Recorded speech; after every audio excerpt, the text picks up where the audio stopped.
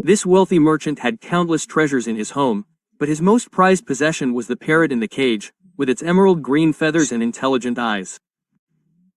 This little creature was truly the apple of his eye.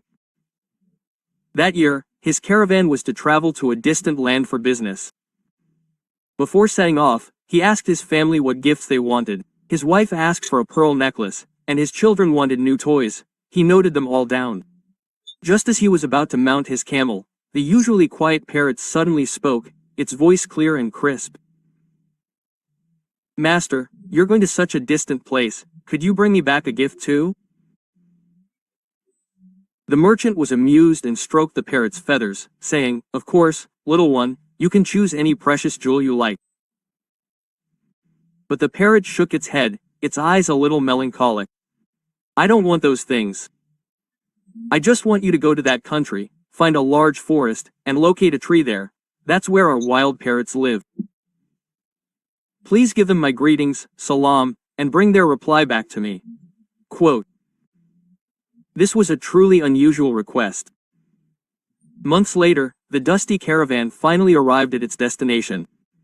After finishing his business, the merchant didn't forget the parrot's request. He inquired, and finally, in a secluded valley, he found the ancient tree that reached to the sky. The tree was indeed full of wild parrots, hundreds and thousands of them, chirping and fluttering happily, as free as the wind. The merchant walked to the tree and shouted loudly, "Free birds, please listen to me. I have been entrusted by a domesticated parrot to bring you the most sincere greetings, salam." Quote. As soon as he finished speaking, a parrot at the top of the tree, as if struck by lightning, trembled all over and fell stiffly from the high branches, landing on the ground with a thud, lifeless. The merchant was stunned, heartbroken. Thinking that this must have been his best friend, and that hearing his name had caused him such sorrow. Long and arduous journey finally came to an end, and the merchant returned home with a cargo full of spices and silk. He brought gold jewelry for his wife and toys for his children.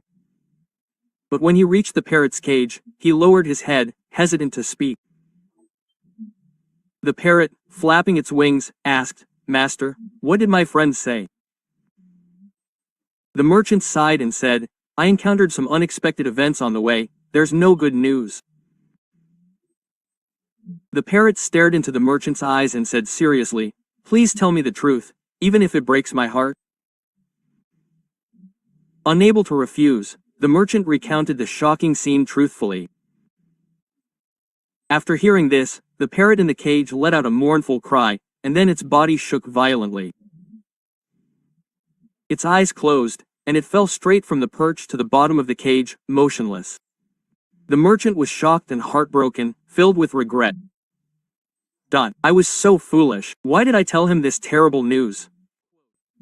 He sadly opened the birdcage and carefully placed the dead parrot on the flower mat by the windowsill, preparing to bury it.